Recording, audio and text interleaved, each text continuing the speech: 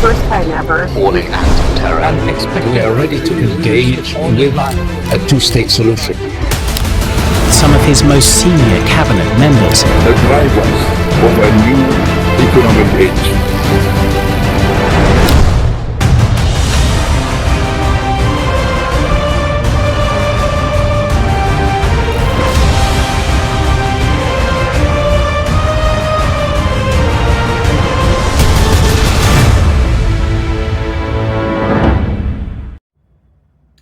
Iran and Israel, the ignition point of a modern world war.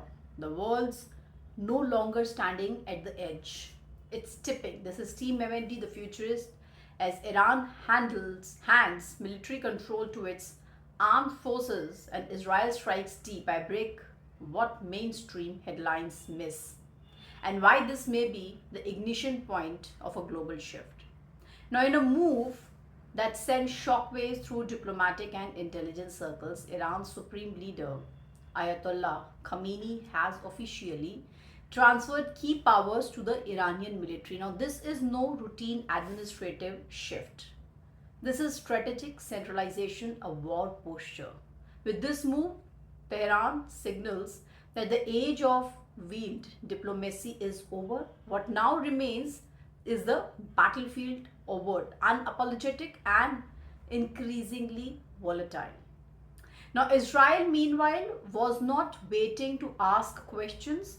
It's striking deep, not just at border installations or proxies, but into the very heart of Iran's nuclear and military infrastructure. Now, Tehran, in turn, is retaliating with missile and drone strikes, hitting Israeli urban centers like Tel Aviv, Haifa, and Rehovot.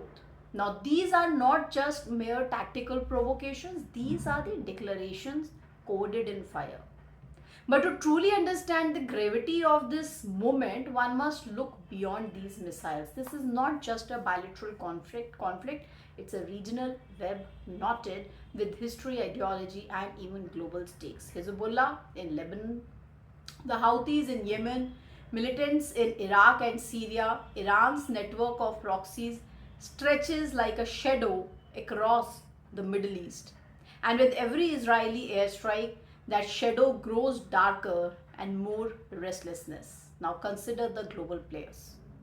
The United States, a long-standing ally of Israel, walks a tight rope, publicly calling for de-escalation but quietly reinforcing assets across CENTCOM bases. Russia, bogged down in Ukraine but strategically aligned with Iran, watches for Western distraction. China, with economic interests in Iran and diplomatic ties to Israel, plays a silent opportunist ready to broker peace or profit from this chaos.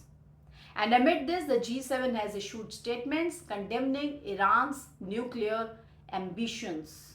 The rhetoric is clear.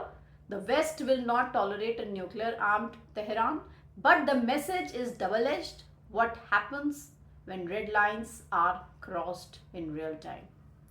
We are witnessing a new form of warfare not confined to front lines but fought in cyber domains, satellite blackouts, drone swarms, and AI coordinate of air defenses. It's fast, it's unpredictable, and it's dangerously escalating. And here's the real question the world is asking: is this how world wars begin now? Not through formal declarations in grand halls, but through silent mobilizations, proxy overreach, and ideological fault lines snapping one after the other. This is no longer about